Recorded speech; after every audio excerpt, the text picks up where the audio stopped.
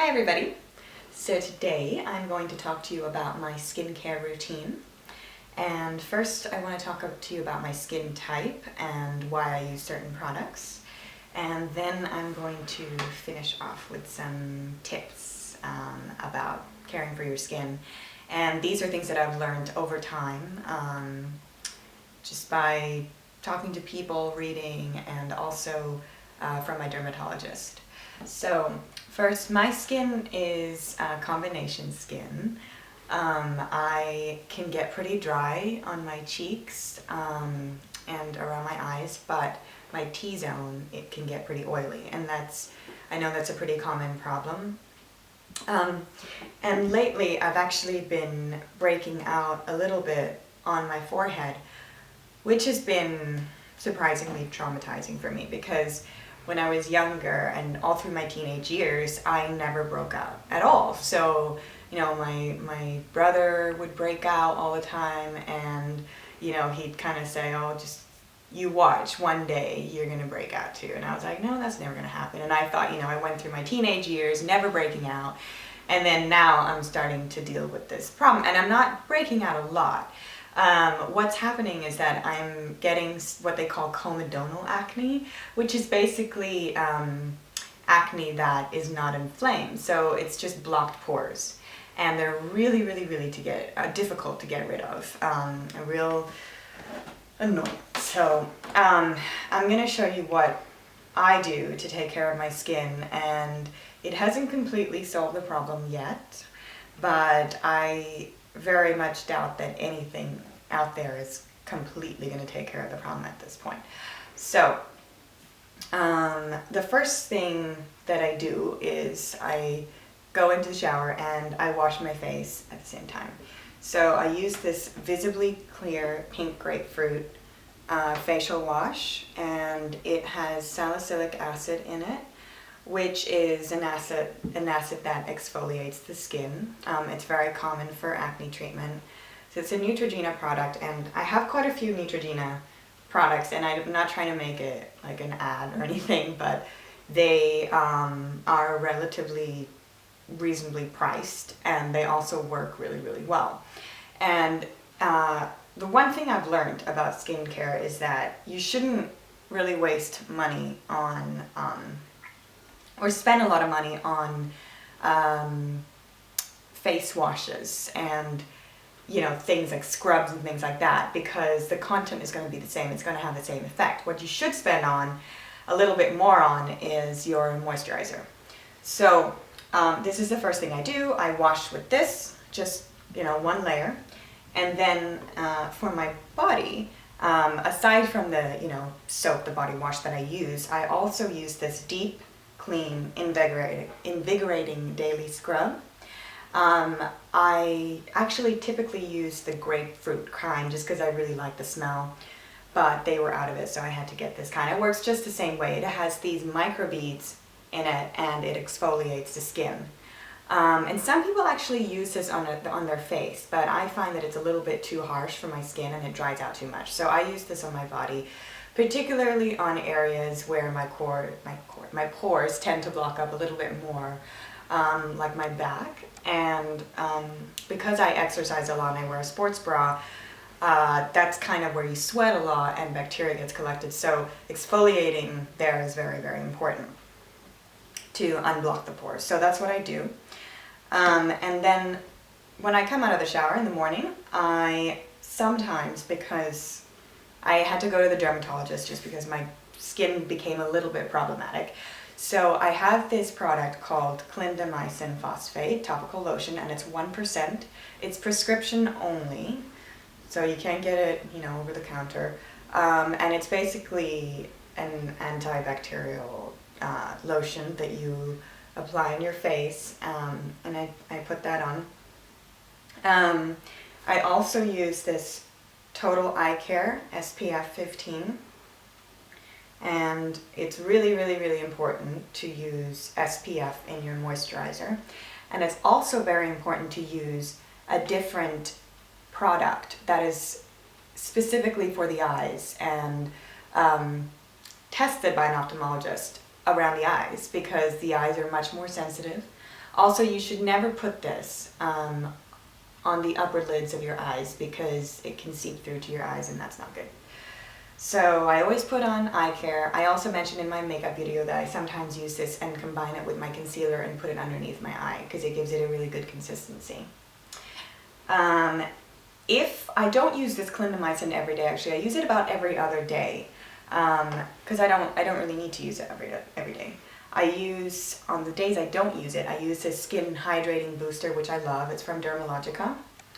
And what I love about this product is that it is so light. It's a serum, and it's almost like putting water on your face. So it doesn't get all greasy and doesn't feel heavy at all. And it seeps through the top layer of your skin. So sometimes even I found in the winter months when it would get very cold and dry, and I would put on thicker moisturizer, and I was wondering why my skin was still not getting fully moisturized. And I learned that it was because you need something lighter like this underneath that thick moisturizer to seep to the inner layers of the skin. So this is something I really recommend. This is something I'm going to keep buying. Skin Hydrating Booster. It's lovely. I also use this lip balm SPF 20. It's by MD Formulations, great brand as well. And I use it on my lips just to make sure that my lips don't get sunburn. So a lot of people emphasize, that you should wear sunscreen, and it's really important to remember to put the sunscreen on areas like your lips, your hands, your neck, the top of your ears, because if you don't, and also lotion on your neck, because you don't want to age and have a nice face but a wrinkly neck. That's not going to look good. And also the sun can, it gets to different areas of your body, not just your face. Actually, the same thing with your skull. Now for nighttime routine, the products that I use are slightly different. The face wash is the same. I still use this Visibly Clear. It works wonders for me. I like it. But when I come out of the shower, actually I still use this or the Skin Hydrating Booster on my face, but on my forehead where I tend to break out, I'm actually using this product called, well, I don't know how to pronounce his name. Finacea? I don't know. It's azelaic acid. And it's also prescription, so you can't get it over the counter. It's a little bit expensive actually, and it's 15%. And I find that a lot of people for comedonal acne recommend tretinoin or Retin-A, and I find that it's just a little bit too drying for my skin, so I actually prefer this one by itself. I don't use Retin-A anymore, and I put it on maybe every other day on my forehead, and then in the morning I just wash it off. I forgot to mention that my sunblock that I use is this Neutrogena Ultra Sheer Dry Touch Sunblock SPF 45. It is important to use a sunblock that's high in SPF. It used to be 15, now people are recommending 30 at least. And it's also important to use this not just during the summer months, because even during the winter there are UV rays coming through the sky, so always wear sunscreen. And it's also important to use a sunscreen that is white in color and not clear, because if it's clear it means that the particles are made too small and some of the bad particles can go through your skin, and that's not good for you. So that is a sunscreen. The other very important thing that I learned because I started to break out is that you need to wash your makeup brushes on a regular basis, at least, I'd say at the very least once a week. So this is one that I bought from Sephora. It's Daily Makeup Brush Cleaner and antibacterial formula. All you have to do is just have the brush and just spray the brush. Work it through with your hands, 3 to 4 sprays, and then just let it dry. That's all you need to do. You can also wash your brushes with soap and water or shampoo and water. That works just fine as well. Now, the other problem that I found a lot was waxing, bikini waxing. Sometimes that can cause a lot of irritation to your pores. And the way that I took care of that was, well, the way to take care of that on a regular basis is to use an exfoliant to scrub so that your pores don't get clogged. And right after I have a wax, I always apply this hydrocortisone cream, 2.5%. And this is actually also prescription only. But if you don't have this, I believe you can probably use an over-the-counter antibacterial cream, which they have, like Neosporin or something like that. But it's the first kind of 3 days where your pores are most sensitive, exposed, that I would recommend applying this kind of product.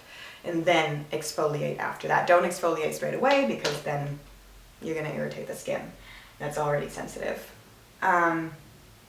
So back to nighttime, I don't think that I think I forgot to mention that I use this eye cream, which is different to the day because the day one has SPF in it, and this one is actually a richer cream, and it's just for under the eyes. It's really important that we start investing in really, really good anti-aging products at this point in our lives so that we don't wait until it's too late. They're not just a hype, they actually work. And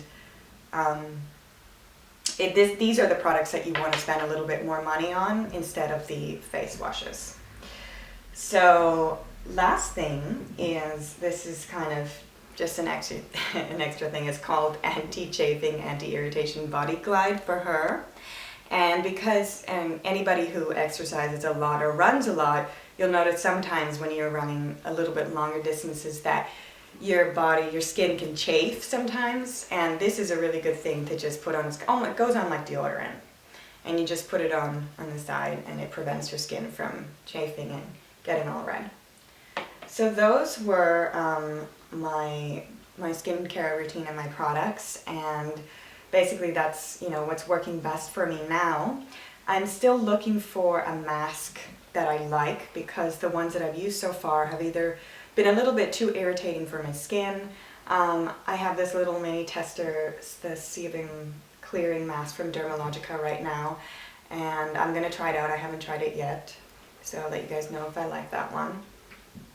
I also wanted to recommend a book that I found very, very helpful when it came to learning about my skin. It's called Skin Rules, and it's by Deborah Jalliman. She's a dermatologist. I believe she's based in LA. And it's very, very good and really, really simple to read because basically it's almost like bullet points, and it's rule number 1, 2, 3, 4, 5 kind of thing. And then, she'll kind of have main statement, and then she'll just write a little bit about it. It's a really easy read. I recommend getting it. It has some really, really important things in it. For example, don't always remember to remove your makeup before you go to bed every single day, as soon as you can. You don't want to ever have your pores clogged. Also, I guess if I could leave with one thing, one piece of advice, that would be, and it's from the book, would be to not use tanning beds because they increase your risk of melanoma by 75%, and especially if you're under 35. And that is, they should be banned. They shouldn't be around. It's very, very bad for your skin. So I would recommend, if you want to have a tan, get a moisturizer with a, tint in it or something like that. Don't go to the tanning bed. It's really bad. Okay, so that was my skincare routine. Hope you guys enjoyed it. I really enjoyed sharing that with you guys. Okay, see you next time. Bye.